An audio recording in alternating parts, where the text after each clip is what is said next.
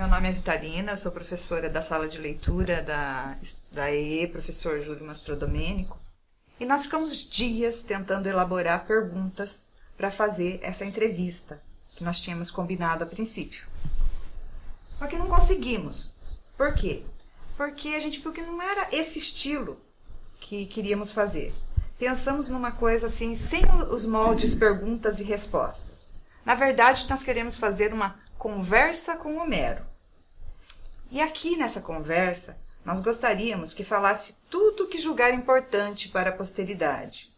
A intenção desse trabalho é resgatar o passado, é fazer com que os nossos alunos e a comunidade escolar saibam que Júlio Mastrodomênico é muito mais que um nome de escola, que conheçam um pouco mais da sua história.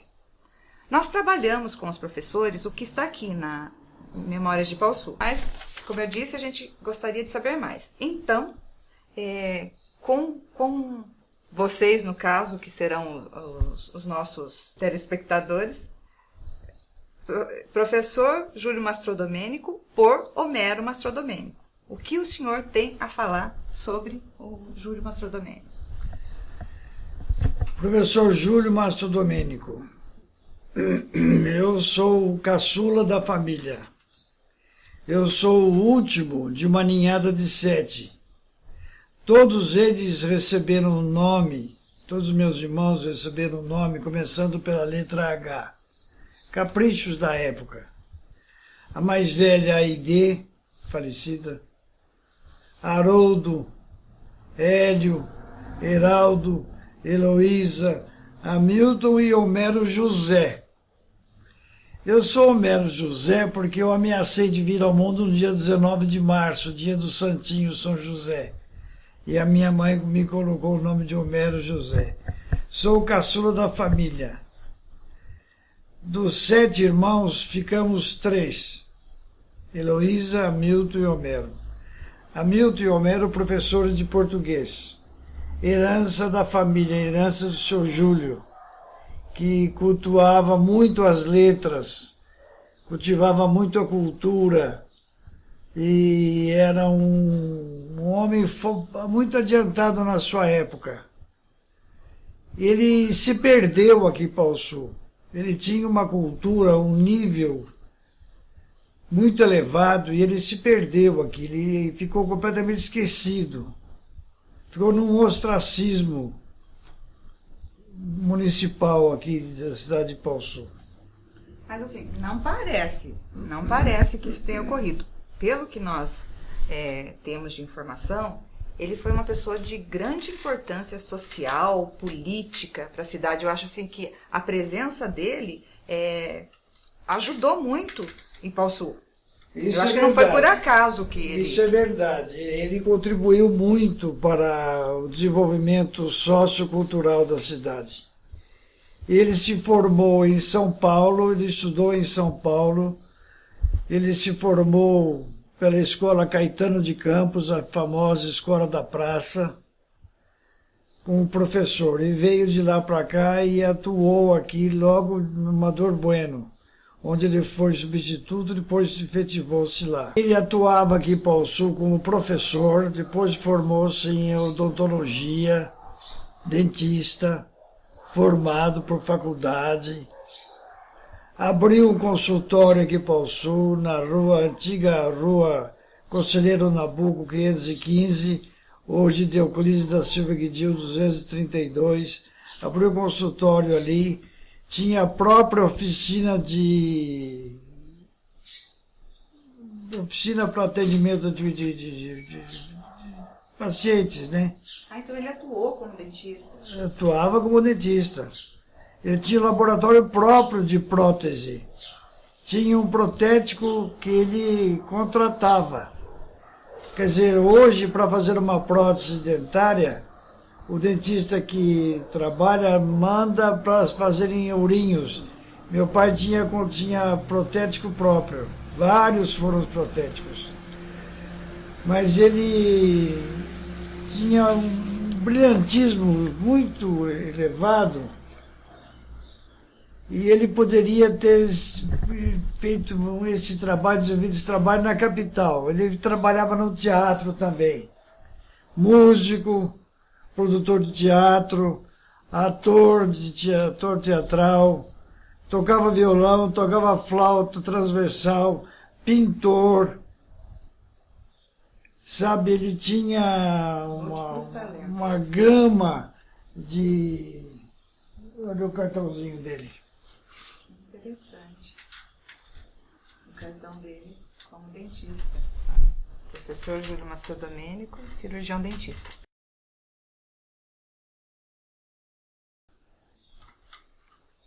Essa parte eu não conhecia, eu não sabia que ele atuou como dentista. Atuava como dentista. Eu acredito que a maioria não saiba.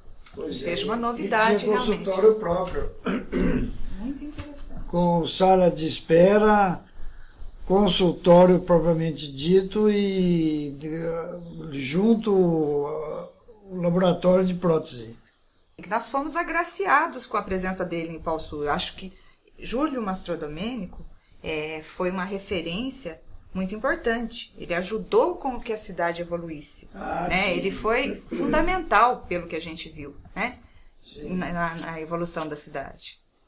E voltando a esse assunto de que ele tinha múltiplos talentos, né? Ele era poeta, ele era escritor, músico, ator. Inclusive ele foi convidado por uma companhia de teatro. Isso que eu quis dizer. Quando ele foi convidado por uma companhia de teatro de São Paulo, ele não quis ir. Se ele tivesse ido, teria tido outro brilho, outra desenvoltura. Mas ele preferiu, né, ficar aqui. Né? Timidez. Ele não gostava de divulgar os seus poemas, né? Um deles escapou, né? Que foi divulgado pela Rádio Nacional na década de 50. Isso. Né? Nós só sabíamos que um amigo dele, Roberto Xavier de Oliveira, foi parar no programa do Genolino Amado. Né? Canto do Cisne. Foi escrito em 6 de agosto de 1930. Beirando o espelho azul, nível cisne doente, permanece a cismar nas águas refletido. Soneto. A preferência dele é do soneto.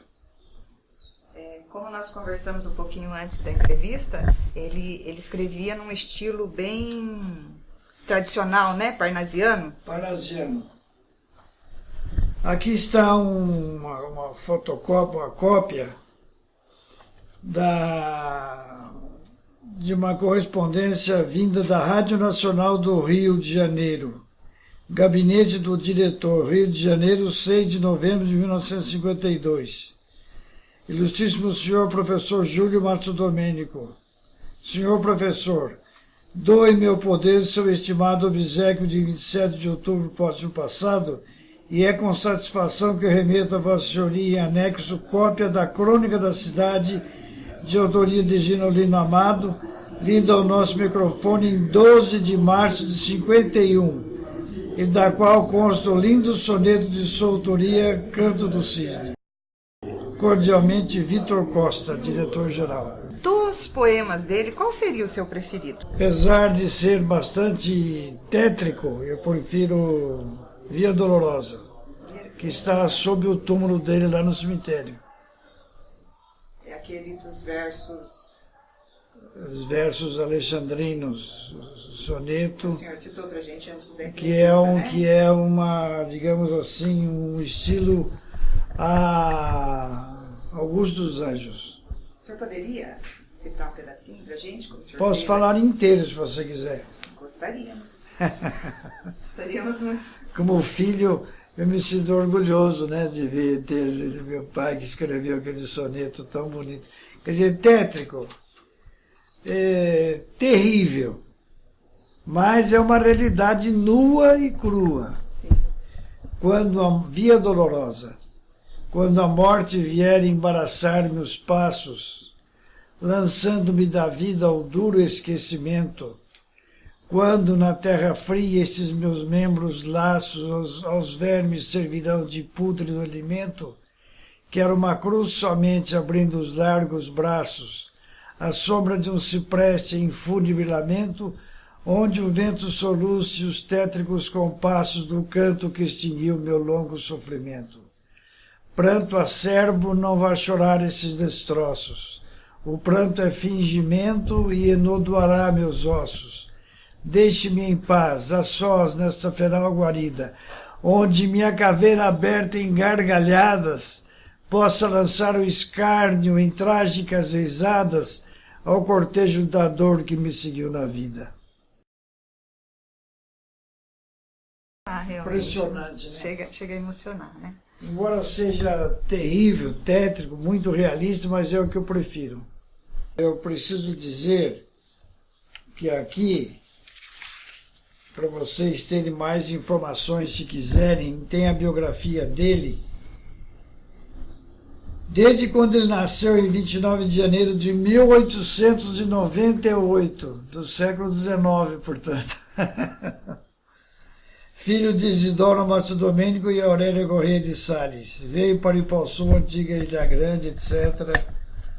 E até a citação dos filhos, 7 filhos que ele gerou.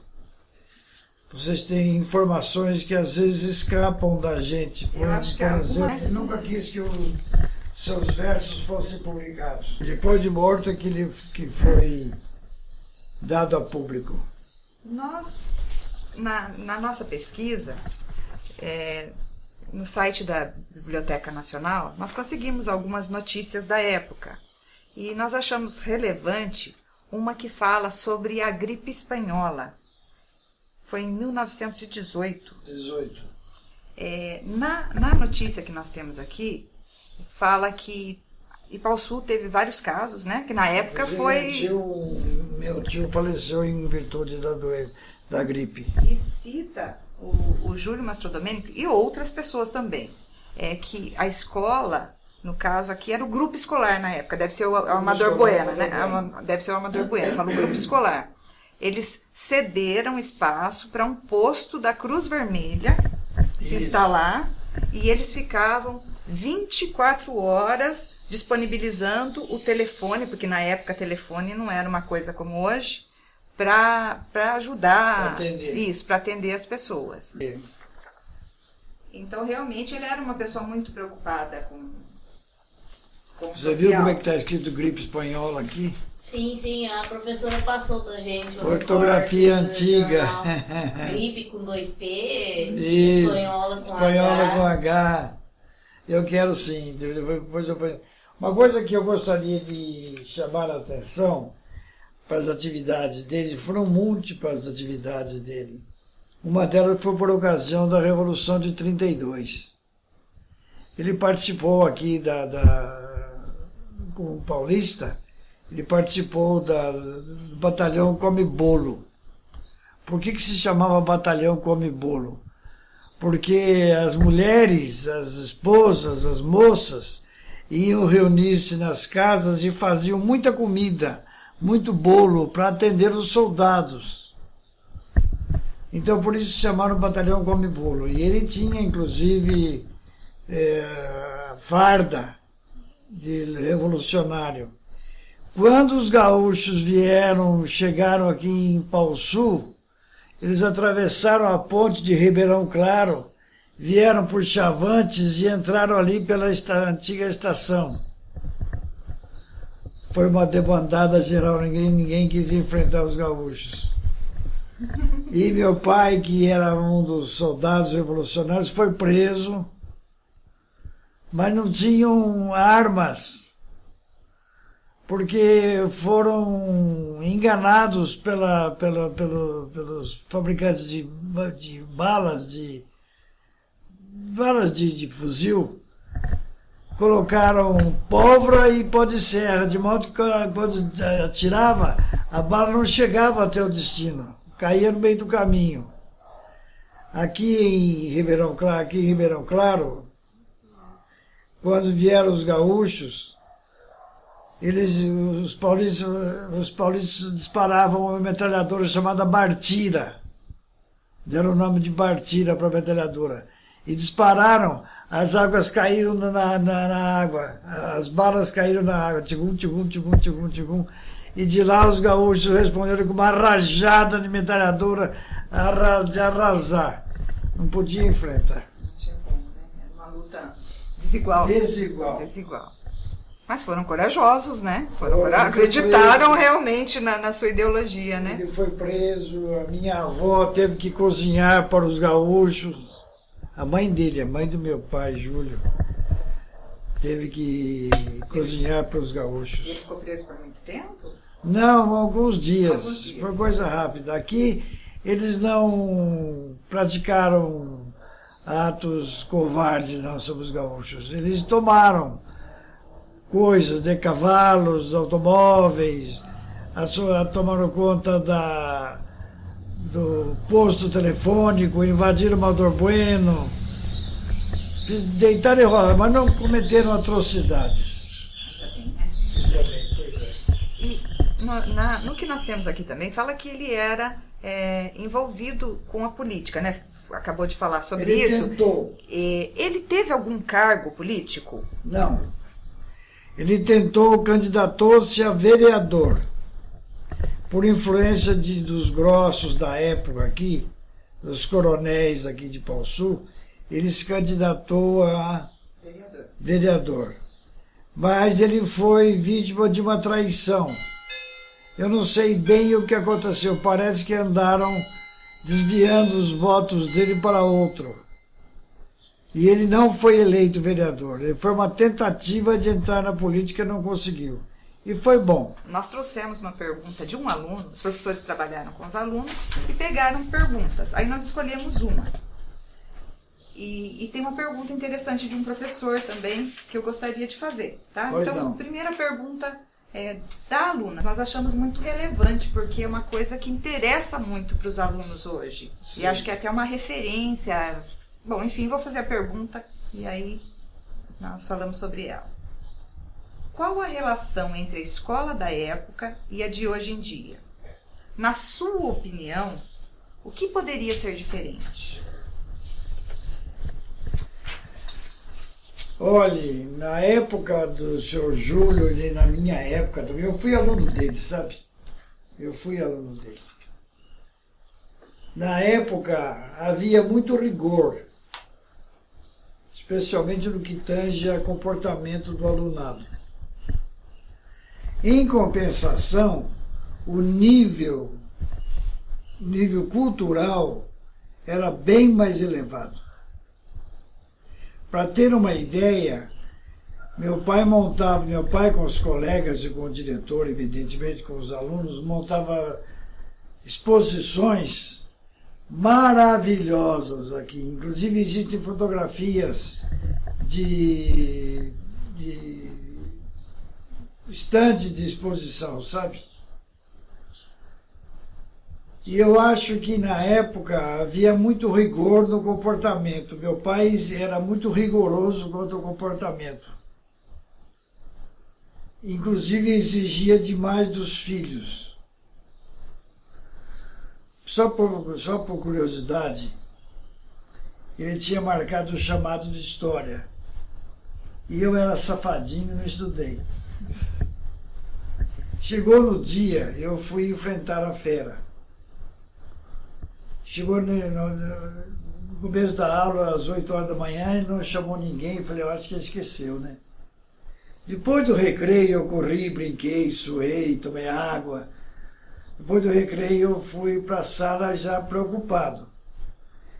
Ele entrou, sentou, abriu o livro, botou os óculos assim, bem na ponta do nariz, olhou para o livro e falou, chamada de história. Eu comecei a tremer. Seu Homero. Aí ele me fez a seguinte pergunta. Quem foi Brás Cubas? Eu não sabia quem tinha sido esse infeliz desse homem. E teve punição. E em vez de sair correndo, desmaiar, ou qualquer coisa, eu até arrisquei e dei um chute. foi um grande almirante português. Ah, por quê? E aí, teve punição? Tive punição dura, rígida. Então ele era rígido. Era rígido. Tanto que ele passa por críticas. Os detratores hoje se baseiam nesse rigor dele com o comportamento dos alunos para reduzi-lo a pó, sabe? Sim, as pessoas veem... Mas não olharam o outro lado. Um dia passando em frente ao Amador Bueno com um engenheiro formado, professor da FATEC de São Paulo hoje, o Semi Amar, ele falou: eu estudei aqui nessa escola, Amador Bueno. Aqui eu fui aluno do professor Júlio Mastrodomênico. Ele me ensinou a pintura a óleo em tela. Olha, ensinava pintura a óleo em tela. Você vê como o nível era alto. E ele tinha essa condição de ensinar porque ele também pintava. E havia mais rigor na época, havia mais nível. Inclusive dos próprios professores, sabe? Meu pai era músico, era dentista, era professor, era pintor, era ator de teatro, era diretor de teatro. Quer dizer, tinha um nível muito alto. Poderia citar alguns nomes assim que se destacaram e que foram alunos do professor Júlio Mastrodomênico? Olhe, esse que levou o nome do meu pai à Rádio Nacional do Rio, Roberto Xavier, foi um expoente na área de atuação dele. Foi aluno do meu pai. Agora, o que eu sei dizer é que muitos moradores de Pauçu, como por exemplo o falecido Virgílio Maestro lá do Zilo Serve, sempre elogiava a figura do meu pai. Eu fui aluno do seu pai, eu fui aluno do seu pai, eu fui aluno do seu pai. Eu falei no Semi Amar. Semi Amar é professor da FATEC de São Paulo. E ele falou com a boca cheia: fui aluno do professor Júlio Mastrodomênico nesta escola. Semi Amar. Com 2 M's. Engenheiro. E ele falou de boca cheia. Eu trabalhei no Júlio Mastrodomênico, aqui, no prédio que agora é a Escola Vera, por 20 anos. Depois, em 2013, houve a mudança para o prédio novo, lá na rua 7 de Setembro, sim, lá perto da ETEC, né, perto do lago. E a gente tem sempre a impressão que é o prédio que leva o nome, né, da pessoa. Sim. E, na verdade, é a escola, né? No caso, nossa escola estadual é que é a escola Júlio Mastrodomênico. Então, nós levamos o Júlio Mastrodomênico para lá. Certo. Como soou isso para vocês, para a família? Qual a sensação? Houve, sim, uma sensação de perda, houve, assim, um lamento, porque nós estávamos acostumados com a escola Professor Júlio, no Júlio. Todo mundo aqui no bairro citava como ponto de referência a escola Professor Júlio, né? Perto da escola Professor Júlio. Então houve uma sensação de perda, que foi atenuada pelo fato de o nome continuar na escola de ensino médio. Quer dizer, não poderia ficar 2 escolas com o mesmo nome, mesmo patrono, lá e aqui lá. Então houve essa atenuante. Mas houve uma sensação de perda, sim. O senhor tem mais alguma coisa que gostaria de nos falar ou nos mostrar? Uma fotografia? Eu gostaria de mostrar essa fotografia. Documento. Fotografia antiga, meio desbotada, meio corroída já pelo tempo. Mas essa fotografia dos meus pais na data do casamento. Muito interessante, né? Eu só queria que vocês observassem como eles eram chiques.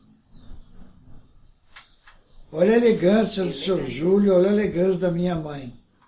Eu falei, eu tinha essa foto, por sinal uma prima de São Paulo mandou ampliar essa foto e colocou esse quadro. E quando ela desmontou a exposição dela, ela me deu. Eu falei, eu vou guardar aqui que um dia vai servir. Hoje está servindo. Está aqui o senhor Júlio e a dona Adria. Ela, filha do Antônio Samadelo. E ele, filho de Isidoro Mastro Domênico. Meu pai, quando jovem, quando moço, era janota. Ele vestia-se muito bem, apresentava-se muito bem. Adria e Júlio. Aide, falecida recentemente. Sim. Haroldo, Hélio, Heraldo, Hamilton e Homero. O Homero pequenininho aqui. É. E tem uma outra foto dele que pode servir para o momento aqui. Inclusive com a assinatura dele. Ah, no livro, né? É.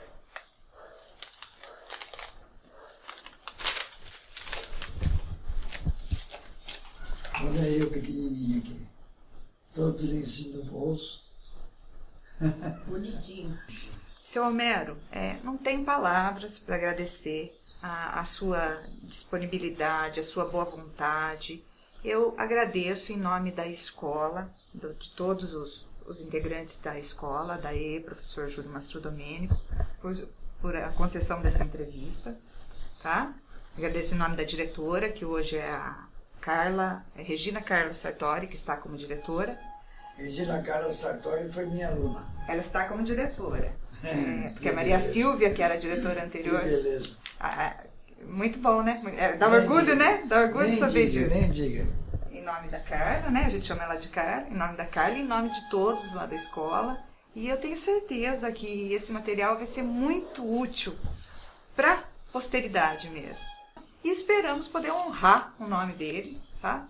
E passar para os nossos alunos e fazer com que eles sintam orgulho do nosso patrono. Muito obrigado. Em meu nome, em nome da minha família, toda a família do professor Júlio, eu agradeço essa oportunidade, agradeço a intenção, a boa vontade, o carinho, a atenção que vocês deram. Agradeço muito e fico até comovido de vocês estarem aqui participando desse trabalho. Muito obrigado. Eu espero que, se precisarem de nós ou de mim ou alguma vez, ou por algum mais esclarecimentos, eu estou sempre às ordens. E fica aí a minha intenção de providenciar um exemplar do livro dele, Lírios entre Abrolhos. Para a gente colocar lá na sala de leitura, né? Vocês são muito agradáveis. Muito obrigado.